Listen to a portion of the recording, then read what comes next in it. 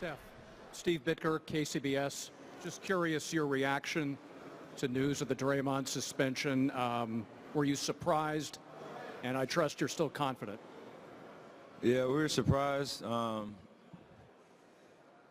Knowing, unfortunate situation, and, him getting caught with LeBron on top of him, and I don't think his intention was to try to hurt anybody. He's protecting himself, but it's an unfortunate situation for our team. But we, like you said, we're still confident. We know that we have the personnel and the depth to come out and get a win, and that's all that really matters. It honestly doesn't matter what we think about, what he did or didn't do. The situation is what it is, and we got to win. Do you think it's possible LeBron was baiting him? I don't know. You have to ask him. In the middle. Paul for Law Sports China. Hello, Steph. Have you talked to Draymond about his suspension in Game 5? Was he depressed about that? He's not happy, no. But, anybody in that situation, you can't expect them to be okay with a decision or whatnot. So I know he's going to give us positive energy. He's going to support us as a team the best way he can, even though he's not going to be on the floor. And we have to go out and get a win for him. Over here on the right. Steph. Standing on the right. Standing on your Steph Tim Cowell, Mercury. He's got the ice pack on your shoulder. Is this an injury or is this something? I can't even keep a straight face. Whoever said he was getting shoulder surgery and all that kind of stuff. That's what I thought. It's we got bumps and bruises, but we'll be all right. Both shoulders? No, we'll be fine. You've only played without Draymond once this season.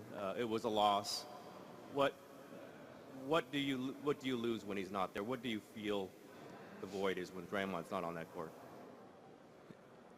I mean, you see every game what he brings: energy, defensive presence.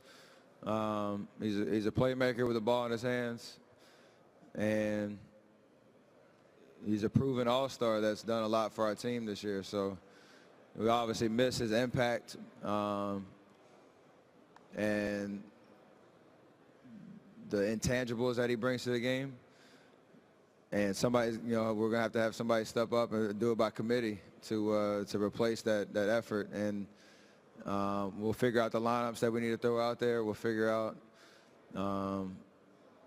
the plays we need to run, and kind of the flow we need to have on the offensive end.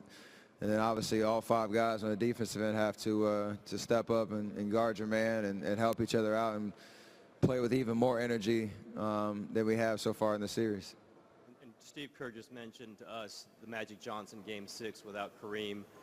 I know it's been short, but has he mentioned that to you? Do you see something like that possible going on in the next game? Yeah, we're going to come out aggressive and confident, and just like we would had if Draymond was playing. We understand what we're playing for, and that's all that matters. So we hope to have a great night, take care of the details of the game. Individual guys step up and play, pretty special, or have special efforts, and come out with a win. Spears in the back. Mark Spears, ESPN's Undefeated. Steph, what did you make of LeBron's comment about what the trash talking being bothersome to him in the post-game press conference? I didn't hear what he said. That he just said it bothered him? He said some of the things that Draymond said on the floor were shouldn't have been said, were offensive. I mean, that's between them two. Knowing the game of basketball and the competition, there's going to be chatter back and forth. I've gotten into it with guys at times. You obviously never get personal with it, and I don't think, from my recollection of hearing what was said, I don't think it crossed the line in that regard. But trash talking is a part of the game. You got to give it, got to be able to take it. It's just you don't want to see it ever cross the line and become personal, because the game of basketball is never that serious in regards to disrespecting people. So You got to leave it on the floor. And lastly, should what is said be talked about off the floor? And also, it seemed like you and LeBron actually had an exchange last game as well. I don't think so. There's a lot of emotion, a lot of competition on the floor, and like I said, as long as it doesn't cross the line, I think pretty much anything's fair game, and should be left on the floor for sure. And me and him were talking about, wrestling on an inbound play. I was trying to let the ref know what was going on, and he had a rebuttal, and that was it. Joe on the left side. Hey, Steph. Joe Vargan, Cleveland.com. Kind of along the lines of what Mark was just asking. LeBron said separately that it was Draymond's, swing at him that set him off, and also something that Draymond had said. And you had mixed it up with LeBron as well.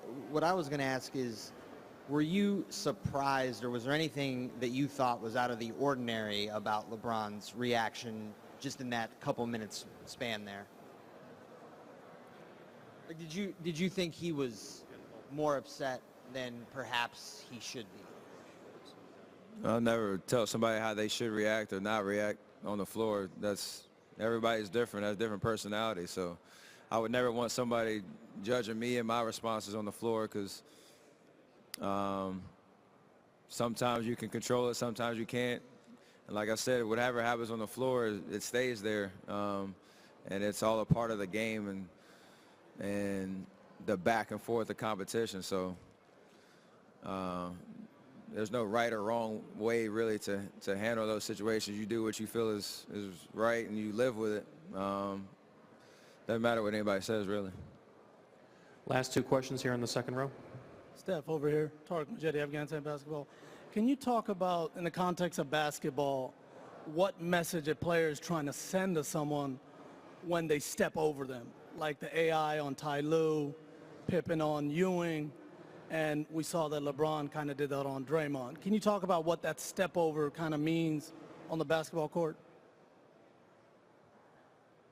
In that context, the one that happened last game was totally different. There was no play that happened. It was kind of with AI and Pippen, it's usually somebody getting dunked on or somebody crossing somebody over, and you see them. It's one of those situations where you just want to add insult to injury. I don't know what LeBron's intention was. Like I said, you have to ask him. Obviously, Draymond thought it was disrespectful and wanted to get up and say something. So that was his reaction to it. I would have probably done the same thing.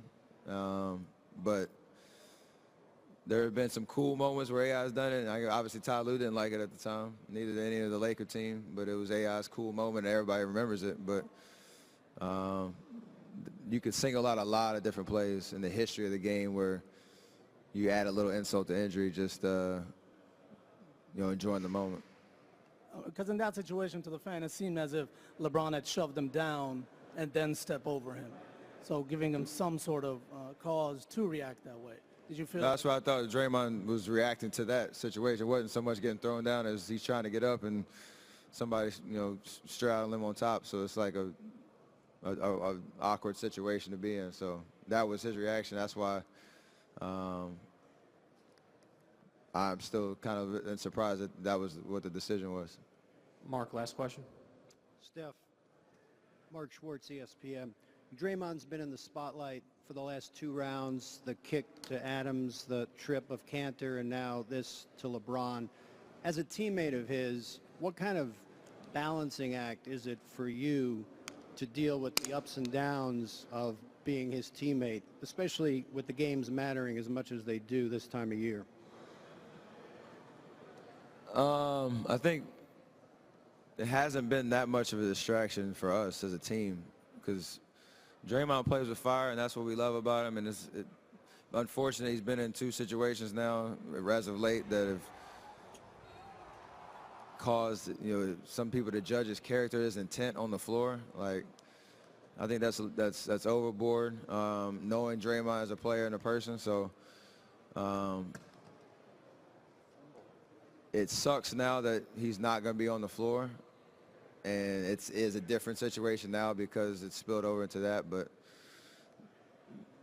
there's never been a distraction for us every single game having to watch out for Draymond, trying to maybe calm him down or whatnot, or worry about if he's thinking about it or not, because we know when he's out there, he's going to give us what he got and then give us that fire and that attitude that we need. So we love that about him. And now we have to go out and get a win, for him. Is there any part of you that wishes he would approach those kind of things with just a little more restraint? I mean, if you look at those two situations, I don't think so. It's hard to tell him he should respond differently in those moments, because I don't know how I would have responded in a similar situation. So, no, I don't second guess his actions per se, even though he's in a bad situation right now. Thanks, Steph.